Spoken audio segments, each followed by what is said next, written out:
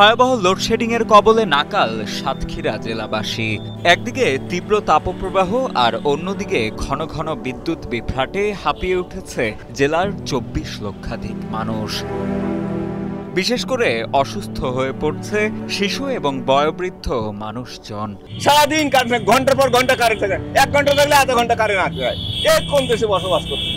দেশ হলো নাকি পয়সা জ্বালাবো, আমার পয়সা আমি জ্বালাবো, পয়সা নেই কারেন্ট থাকবে না, আমি পয়সা দিতে কারেন্ট নেই কেন? রাতে ঘুমাতে পারে না, বাচ্চাকে লেখাপড়া শেখাতে পারতেছে না। আমরা বিদ্যুৎ মানুষ, এই কারেন্ট না থাকলে কিভাবে আমরা চলবো?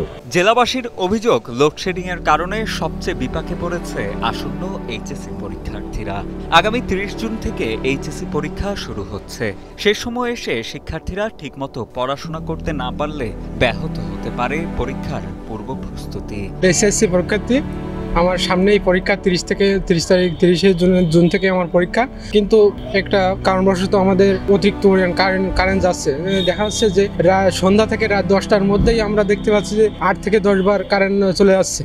এর কারণে আমাদের পড়ার অনেক ক্ষতি হচ্ছে। আমাদের বাসা বাড়িতে রাতে সারাদিন কাজ করে ফিরতে হয়, কিন্তু বাসা বাড়িতে গিয়ে যদি দেখি যে কারেন্ট নেই, সারা রাত কারেন্ট নেই। আর বিশেষ করে এখন যাদের বাসায় ছোট বাচ্চা আছে তাদের তো আরো বেশি সমস্যা হয়ে যাচ্ছে। ঘন্টায় 2 ঘন্টা করে কারেন্ট থাকে না, এই সারাদিন টোটাল মিলে 2-3-4 ঘন্টা করে কারেন্ট থাকে। আমার তো কাজ নিয়ে এখন কাস্টমারের কাছে মার খাওয়া অবস্থায় এমন এক অবস্থা। তবে এ বিষয়ে কথা বলতে নারাজ বিদ্যুৎ বিভাগের কর্মকর্তারা। সরজমিনে সাতক্ষীরা বিদ্যুৎ সরবরাহ অফিসে গেলেও ক্যামেরার সামনে কথা বলতে রাজি হননি নির্বাহী প্রকৌশলী মোহাম্মদ মামুনুর রহমান।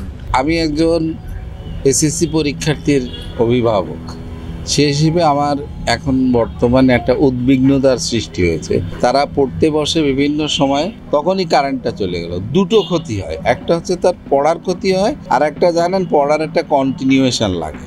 এখন যখন সে মন দিয়ে পড়াটা শুরু করছে সেই সময়ই কারেন্টটা চলে গেল।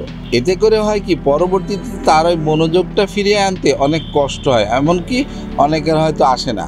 আমি সরকার এবং বিদ্যুৎ উন্নয়ন কর্তৃপক্ষ, পল্লী বিদ্যুৎ যারাই আছেন তাদেরও সন্তান আছে, তারা যেন এই দরিদ্র এলাকার মানুষের জন্য অন্তত চিন্তা করে এই বিভিন্ন পরীক্ষার সময়টা যাতে লোডশেডিং সীমিত আকারে নিয়ে আসা যায়, সেজন্য আমি আহ্বান জানাচ্ছি এবং দাবি জানাচ্ছি।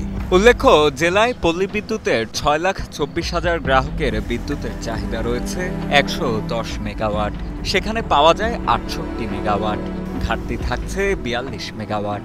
অন্যদিকে সাতক্ষীরা পিডিবির অধীনে সাতক্ষীরাতে ৫৫,০০০ গ্রাহকের বিদ্যুৎ চাহিদা ১৯ মেগাওয়াট, সেখানে পাওয়া যাচ্ছে ১৫ মেগাওয়াট। এতে করে ঘাটতি থাকছে ৪ মেগাওয়াট।